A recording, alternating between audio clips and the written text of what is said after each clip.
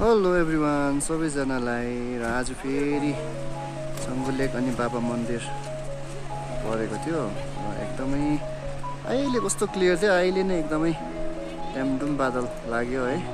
र आज चाहिँ सोमबार है। यस्तो पिक सिजनमा पनि सोमबारको दिन चाहिँ के हुन्छ भन्दाखेरि यस्तो खाली हुन्छ। अब यस्तो खाली किन भन्दाखेरि चाहिँ आज चाहिँ नथुला दिँदैन। त्यसले गर्दाखेरि आज चाहिँ गाडी एकदमै कम्ती। म लगभग 9 बजी तल 3 माइल चेकपोस्टमा छिर्दा पनि तपाईँको लगभग 100 नम्बरमा छिरेँ है।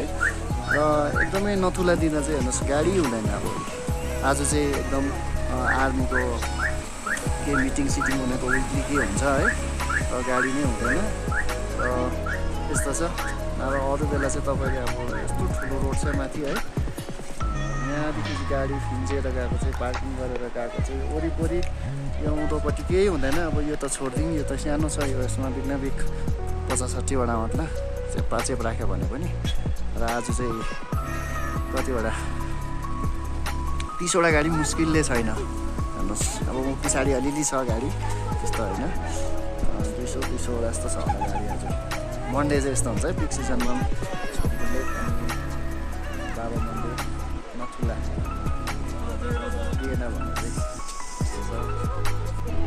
थ्याङ्क यू सबैजनालाई।